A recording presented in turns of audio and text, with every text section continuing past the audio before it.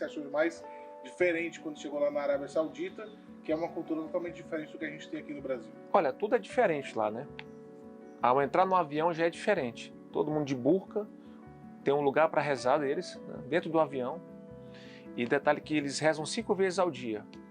De manhã, meio-dia, 6. Eu não sei mais ou menos o horário como é que é. Mas se você estiver comprando uma BMW ou uma Ferrari, você tem que fechar a sua loja, passar 15 minutos. Quando acabar a oração, você termina a negociação. É impressionante isso, né? Está tendo jogo ou a preleção, para-se tudo, colocam os tapetes e eles começam a rezar. Então é um negócio que marca muito, sabe? É uma disciplina que ninguém entende aquilo, só eles mesmos, que são tão disciplinados. O que era assim demais no dia a dia que chamava atenção, chamava tua atenção de coisas a praticar que você jamais imaginou, poxa, no Brasil jamais isso aconteceria? Por exemplo, eu ia treinar de bermuda, né? Não era legal.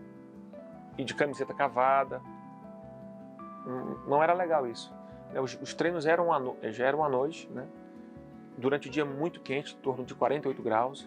Aí só treinávamos à noite. Mas é tudo diferente, sabe? E eles têm um respeito enorme pelos brasileiros, assim, sabe? Que é louvável.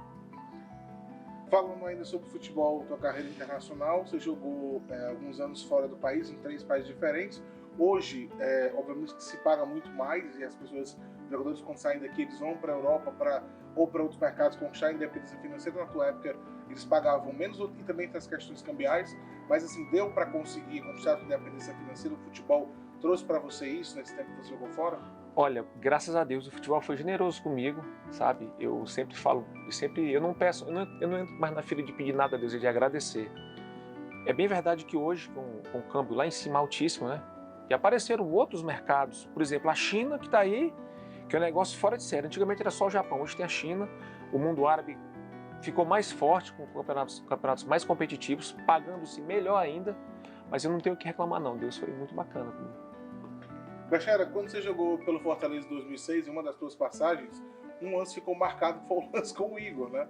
Aquele lance que sempre você tem que comentar. O que de fato aconteceu naquele dia, como é que foi depois no vestiário, quando você chegou e você tomou conhecimento da proporção do que tinha acontecido, porque no lance a gente vê que você volta e você cobra a falta de novo, no campo você não teve noção. Conta essa história pra gente. Isso foi um choque, né? Ninguém sabe, mas eu tenho uma história para contar bem antes disso. Quando eu fui morar na Dinamarca, aí estava passando um programa na BBC de Londres sobre esportes. E apareceu um lance. Vocês sabiam qual foi o lance que apareceu? O meu lance com o Igor. Aí todo mundo perguntou, falou, aqui nesse time só quem bate falta é o brasileiro, é o Bechara, é o Oliveira. Mas foi um acidente de trabalho, nós não nos comunicamos, eu achei que a bola seria para mim, o Igor também achou a mesma coisa, e infelizmente aconteceu de nós irmos juntos para a bola e eu chutei a perna do Igor e deu aquele problema, que foi uma situação muito difícil para mim como cidadão, né, como atleta, viver um companheiro meu de trabalho, impossibilitar de exercer sua função, sabendo que eu fui o culpado, né? Não tive intenção de machucá-lo, mas foi muito difícil para mim, um tempo de muitas reflexões na minha vida. Bechara, quando terminou a carreira, ao invés de buscar o que a maioria dos jogadores buscam, como ser treinador ou trabalhar dentro do futebol, você foi para o lado da comunicação. Você foi comentarista. O porquê dessa escolha? Primeiro porque eu vi uma lacuna muito grande.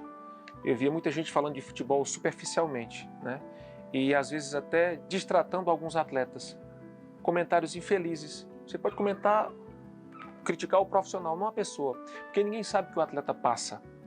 Um atleta, quando acaba um jogo de meia-noite, uma da manhã, quando o jogo começa às 21 horas, o cara não consegue dormir. Ele perdendo ou ele ganhando, porque a adrenalina está ali no jogo. E quando ele perde um pênalti, quando ele foi uma partida infeliz, ele não consegue dormir. Outro dia ele tem que pegar um avião para pegar um jogo contra o Palmeiras, ou contra o Corinthians, ou contra o Flamengo, para jogar 48 horas depois. Então, há um sacrifício enorme. E eu sempre falo que se futebol fosse fácil, jogariam 50 mil e não 22. Seria o contrário, 50 mil pessoas jogando e 22 aplaudindo. Então, esses caras merecem respeito. Ninguém sabe o que passa um jogador de futebol para renunciar à sua família, sair cedo de casa, sair cedo com 16 anos de casa. Os caras saem com 12 hoje para poder ajudar a família. Aí vem um monte de cara que não manja de futebol, não sabe o que o cara está passando. Acho que o cara é uma máquina, que não pode errar um pênalti, que não pode errar uma falta, que não pode machucar. eu fui mais por isso. Lógico que eu gosto de comentar futebol, pode deixar parte, eu entendo, mas foi mais por isso. Eu sou uma voz que clama no deserto. A crônica em geral, quem jogou futebol sabe de fora para dentro. O jogador de futebol não, ele sabe de dentro para fora. Então era mais ou menos isso que eu queria explanar. Bechara, no futebol de hoje, vale mais você ter muito talento, mas não ter essa questão de uma boa cabeça, de saber gerir a própria carreira, ou você ter menos talento, mas ter essa condição, esse conhecimento de gerir bem sua carreira, ou isso não pode andar separado, necessariamente tem que estar atrelado? Como é que você entende essa questão do talento versus a cabeça? Eu acho que é atrelado, mas assim, hoje os clubes, já na minha época, contratavam pelo caráter, né? Porque sabe, vai trazer um cara que vai conturbar um ambiente, não vai ser legal. Então eles contratam o cara pelo caráter. O cara é bom jogador, tal. Agora, quando o cara é muito acima da média, os caras vão ter que contratar para o cara resolver. Mas eu sempre tive essa preocupação de, sabe, de ser profissional, sabe, de ter cabeça boa. Porque é um negócio muito rápido, Breno. São 10 anos, é efêmero isso. Você tem que aproveitar o máximo possível. Bechara, você jogou nos 2 grandes clubes cearenses. No Ceará no começo, o que é engraçado porque você era do juvenil do Fortaleza e se profissionalizou pelo Ceará, mas depois você jogou, depois de 3 anos no Ceará, você jogou no Fortaleza, passando 4 vezes pelo clube, né? Queria que você comentasse um pouco sobre a passagem pelas essas 2 equipes e por ser um atleta que dificilmente acontece isso, que é um atleta que tem o respeito das 2 torcidas. Nem todos os atletas têm o respeito das 2 torcidas, mesmo tendo passado pelos 2, porque às vezes ele vai para um, a torcida adversária se chateia porque ele jogou no outro. Mas tem gente que ficou chateado, viu? Pessoal, Fortaleza, em 93 eu era juvenil, passei 3 meses morando no PC e tal, e fui para São Paulo, passei no teste de São Paulo, Fortaleza não me liberou, eu tive que voltar para cá, triste, né, decepcionado, para jogar intermunicipal. Aí apareceu um anjo chamado Emanuel Gugel, né, empresário das bandas de forró, que acreditou no meu potencial, não só do meu, mas de outros atletas do interior, e me deu a possibilidade de jogar no Ceará com 19 anos, sabe? Então eu joguei 96, 97, 98 e fomos campeões. Eu tive um certo destaque, sempre era considerado um dos melhores do time, por ser jovem, né? Fazia muitos gols. E depois aí eu tive que ir para o Santos, óbvio, aí depois retornei para o Fortaleza, em 2000, numa situação totalmente adversa. Fortaleza desacreditado, e eu cheguei lá com um grupo, com o Ferdinando, que era um cara que era um psicólogo, né? Que gerenciava as pessoas, e nós obtivemos sucesso também. Foram 3 campeonatos seguidos, tiramos o Fortaleza da fila, e através desse campeonato de 2000 do Fortaleza foi que eu voltei muitas vezes para o Fortaleza, porque marcou aquela geração, né? Eram 3 anos sem ganhar um turno, 7 sem ser campeão. De alguma forma aquela geração, aquele grupo, né, que tinha o Clodoaldo, que tinha o Vinícius, que tinha um monte de gente bacana, sempre teve respaldo para voltar para o clube. Então eu sou muito grato tanto pelo Ceará quanto pelo Fortaleza, porque os 2 me ajudaram assim de forma fantástica. Para finalizar, eu queria que você falasse do que você comentou conosco durante aqui a entrevista, que você falou que prefere ser reconhecido pelo cidadão do que o ídolo do clube. Que você falasse um pouco a respeito desse assunto. Pois é, porque eu nunca me preocupei em me tornar ídolo de time, eu quero ser ídolo para os meus filhos, para os meus pais, para a minha família, para a minha cidade. Então eu sempre procurei provocar emoção positiva nos jovens. O que é isso, Bechara?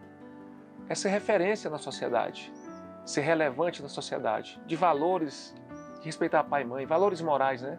Respeitar a família.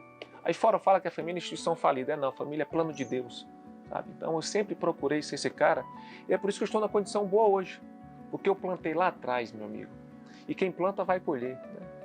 O homem vai plantar e vai ter que colher. Então eu plantei para estar onde eu estou hoje, de boa, tranquilo, e eu não gosto quando o cara fala, bom jogador, bom atleta. Agora, quando o cara fala, olha, esse cara é um cidadão, esse cara, ele impacta os jovens da cidade dele, os jovens querem ser igual a esse cara aí, querem trilhar o caminho que esse cara trilhou, porque ele é bom caráter, ele é cidadão, ele é humilde, isso é que me deixa profundamente feliz.